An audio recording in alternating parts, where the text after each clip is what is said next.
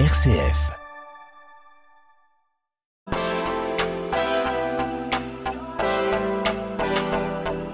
Made in Marne, émission présentée par Jérôme Gorgeau. Je suis au milieu des champs. Là, je suis vraiment à Villeneuve-Saint-Vistre. On est là, Viviane? Oui, on est là, à Villeneuve-Saint-Vistre, entre Anglure et Cézanne, 8 km d'Anglure et 10 km de Cézanne. Alors là, on a une chance folle parce qu'on a une météo qui est magnifique. Hein, on est au milieu des fraises. On ne peut pas dire mieux, là. On est où exactement? Ça s'appelle comment ici? Donc là, c'est la ferme du Ribourdon. C'est une exploitation agricole au départ, c'est-à-dire que elle provient de mon grand-père qui s'est installé en 1956. C'était un fils cadet, donc il n'avait pas de terre en propriété, donc il a commencé avec pas grand-chose. Vous êtes la petite fille qui a repris, quoi. C'est exactement ça. Mon père a repris en 76 et puis moi j'ai repris en 2016, 1er janvier 2016 officiellement. J'étais un petit peu sur la ferme avant. Et c'était vraiment évident pour vous d'aller reprendre ou pas, non? Pas du tout. Absolument pas. J'avais 2 frères aînés, c'était des garçons, donc c'était logique que ce soit eux qui reprennent. Et là, ça s'est pas passé comme ça. Ils sont partis à d'autres endroits en France et puis leur épouse préfère rester près de leur famille à eux. Donc il y avait moi à Villeneuve, papa allait céder la ferme. Et puis c'était soit je changeais de métier et je me mettais sur la ferme, soit je le passais tous les jours devant la ferme en me disant j'aurais pu essayer. Ah, parce que vous faisiez quoi avant, par curiosité? J'étais conseillère en banque. Ah d'accord, oui, donc conseillère en banque pendant des années et d'un seul coup, les fraises. Exactement. Ah ouais, c'est rigolo. 12 ans au Crédit Agricole. Et, ouais. Vous êtes mieux au Crédit Agricole, enfin, dans la banque? C'est complètement différent. Le stress n'est pas le même. Le stress n'est pas le même. Oui. Mais ça doit pas être facile tout le temps, les fraises, s'occuper des fraises. Que ça y est, on est sur quelle superficie là autour de nous? Il y a combien de... Alors, comment ça marche? On parle en quantité, comment? On a 2 hectares de fraises pleine terre. Et donc tous les ans, on replante un tiers de nos fraises et on retire un tiers de nos fraises pour faire une rotation. C'est la ferme du Ribourdon, parce que c'est comme ça que ça s'appelle. Hein. Oui. Dans la ferme du Ribourdon, on se vante depuis 1993 d'avoir de la fraise en terre, c'est ça? C'est ça. Mon père a commencé la diversification en 1993, tout à fait. Et puis petit à petit, ça a pris de l'ampleur et puis de la renommée. Et donc, en fraise pleine terre, il n'y a pas beaucoup de fermes aujourd'hui qui font encore de la fraise pleine terre. Ah, parce que moi, je suis vraiment nul dans ce domaine. Et justement, je savais que les fraises, c'était dans la terre quand même, mais c'était limite. Mais justement, pour moi, les fraises, c'est forcément pleine terre, non? C'est pas ça? Non. Il y a une bonne partie du marché français qui se fait en fraises hors sol. Pourquoi? Parce que hors sol. Ouais, hors sol, ça veut dire que c'est sur des sacs en hauteur. On a 10 arts, c'est-à-dire un 20e de nos fraises, si vous voulez, une toute petite proportion de nos fraises sont hors sol pour montrer ce que c'est. Et sinon, on a 95% de nos fraises qui sont au sol. Mais en quoi? Alors, je le fais exprès, hein. Mais en quoi c'est pareil? On s'en fout de l'endroit où ça a été, non? En fait, nous, on considère qu'il y a déjà nos fraises pleine terre, on les garde pendant 3 ans, ce qui n'est pas le cas des personnes qui font des fraises hors sol.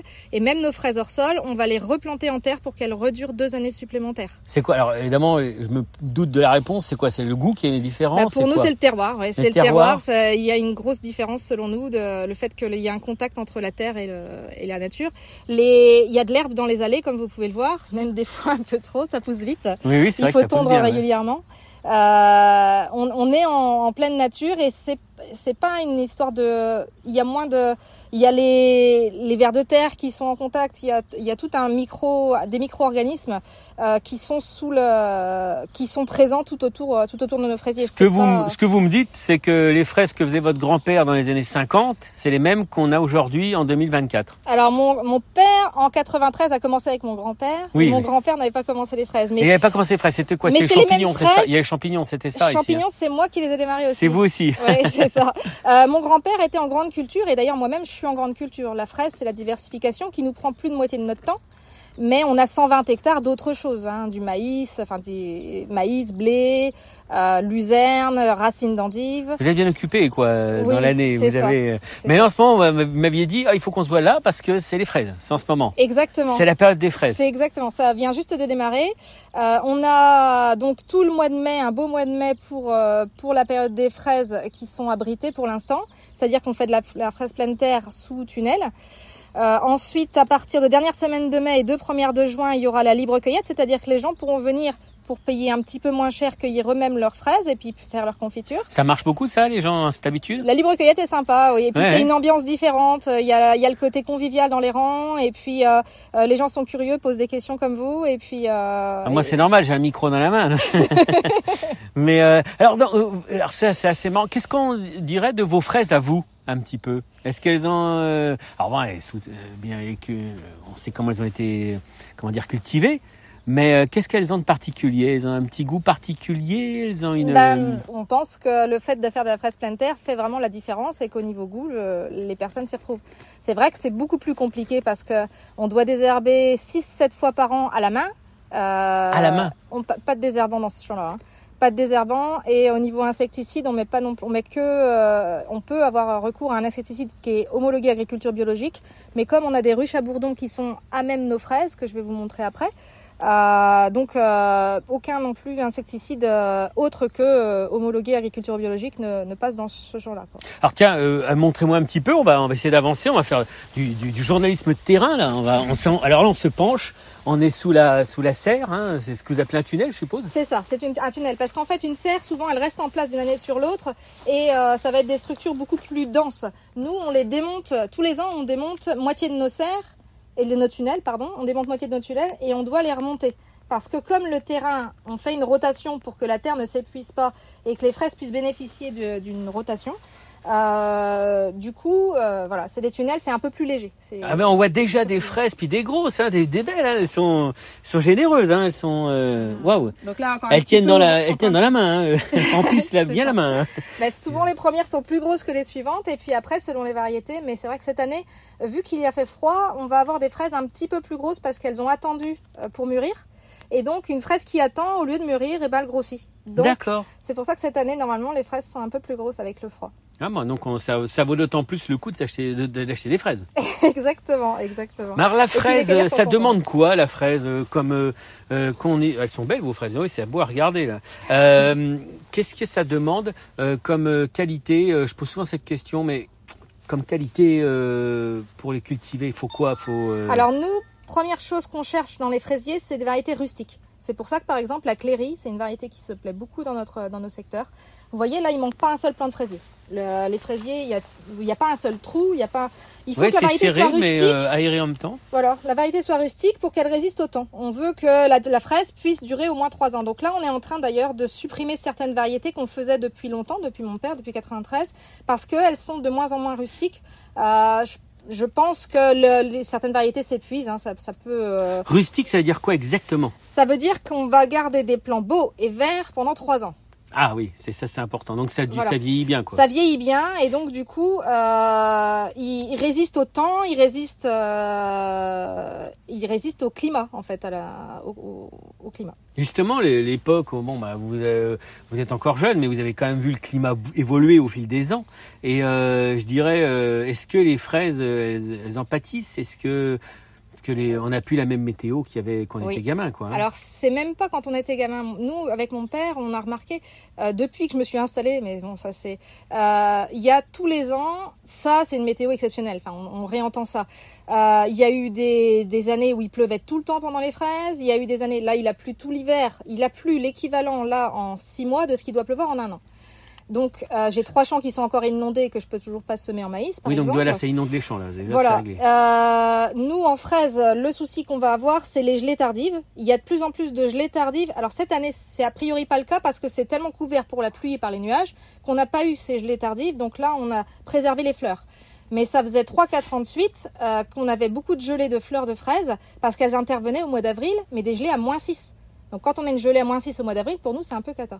Donc ça, c'est une chose. Et puis cette année, ce qui nous fait un petit peu peur, c'est qu'on arrive à maintenir la température. Mais il y a déjà eu 2 fois de la grêle sur les fraisiers et sur les fleurs de fraisiers sur Villeneuve, là, dans les dernières semaines. Et l'année dernière, j'ai eu la grêle au moment juste avant mes fraises tardives et pendant la production de mes fraises de l'année, parce que tous les ans, on a la production des fraises d'il y a 2 ans, de l'année et l'année précédente. Et donc là, ça a été tout grêlé. J'ai dû faire un appel au secours sur Facebook, sur mon Facebook Ferme du Ribourdon, pour dire aux gens, venez chercher des fraises confiture. Je les ai déclassées à moitié prix. Il fallait qu'elles partent dans la journée. On a fait dans la journée, dans les 200 kilos de fraises confiture, et on a reproduit l'opération plusieurs fois parce que des fraises grêlées, ça fait un micro-impact sur la fraise, et après, ça les fait tourner, et on peut pas les garder. Elles se conservent absolument pas. Cueillies, c'est cueilli, mangé directement. Et c'est tout. Et donc, sur la fraise tardive, du coup, elle était encore verte. Il y a eu les micro-impacts. Et du coup, à force en mûrissant, eh bien, en fait, elle se conservait directement pas. Donc, on n'a même pas réussi à aller jusqu'à la faire mûrir, cette fraise tardive. Donc, l'année dernière, on a perdu la dernière partie de la récolte. Bon, c'est tout, c'est le jeu, hein, on va dire. Oui, oui, mais c'est quand même. Oui, bien sûr. Oui. Mais c'est vrai que c'est pas vous qui faites plusieurs cultures en même temps, enfin ou dans l'année. Est-ce que les fraises ont une petite préférence, ou est-ce que c'est les champignons? Est-ce que c'est Alors c'est évident que c'est les fraises, parce que c'est ce qu'on adore. Il y a des gens qui viennent, on discute, il y a une convivialité, il y a la gourmandise. Je veux dire, tous les jours, j'apporte des fraises à ma grand-mère, elle attend que ça, puis je lui dis, tu veux lesquelles? Les plus grosses. Hein. Et vous en parlez avec un sourire qui fait plaisir, qui est malheureusement pas radiophonique encore, qui doit s'entendre, mais on voit que vous aimez ça quand même. On voit que c'est votre truc. Et oui, tout à fait. Voilà. C'est moi, si j'avais pu reprendre que les fraises et pas la ferme, j'ai pas pu. C'est ce que j'aurais fait, parce que c'est vraiment ce qui me plaît le plus. Et puis, on a des SMS. Enfin, j'ai des SMS à gogo tous les jours, des gens qui commandent, qui réservent. Alors des fois, je leur dis, je suis pressée, faut que j'aille travailler, je dois réserver mes fraises, Oui. Là, on renroule les P17 aujourd'hui.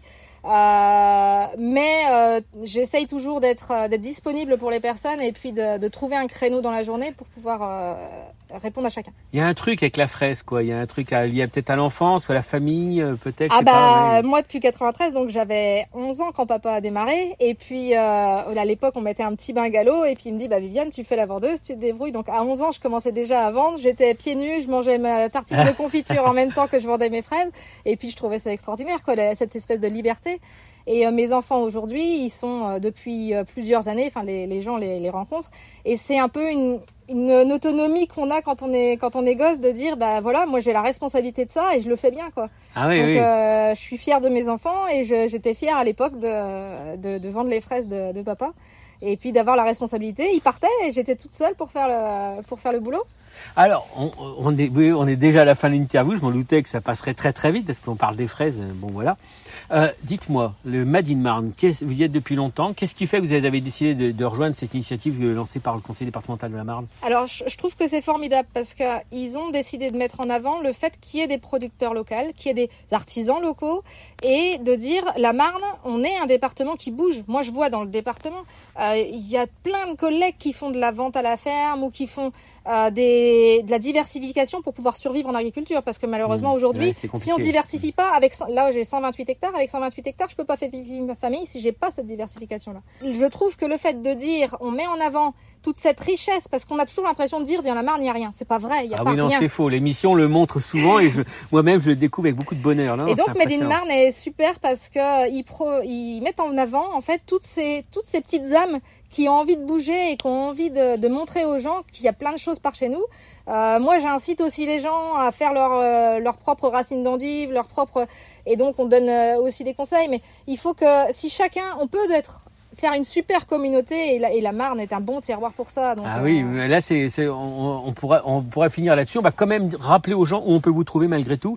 Donc il y a un Facebook, on tape quoi, donc la ferme Facebook, Ferme du Ribourdon, tout attaché. Voilà. Et on trouve ça. C'est ça. Et vous avez aussi le site internet www.fermeduribourdon.fr. Et sur ce site internet, vous pouvez vous inscrire pour être informé des différentes saisons, c'est-à-dire l'ouverture de la saison champignons, l'ouverture de la saison fraises, le début de la libre cueillette fraise pour pouvoir venir cueillir vous-même. Ça dure 3 semaines seulement. Attention, il y a toujours tous les ans, il y a des gens qui veulent venir avant et qui veulent venir après. C'est 3 semaines, dernière semaine de mai, 2 premières de juin, à quelques jours près selon les années. Peut-être ce sera un petit peu plus tôt cette année. Et puis donc vous vous inscrivez, vous avez les tomates, les concombres, les courgettes, enfin voilà. On met un mail à peu près une fois par mois pour vous indiquer ce qui se passe à la ferme. Et sur le Facebook, ça va plutôt être des photos où vous allez retrouver ce qu'on fait tous les jours et la photo du distributeur pour que vous sachiez ce qu'il y a dedans, avec des petits commentaires. Je suis assez bavarde, donc voilà.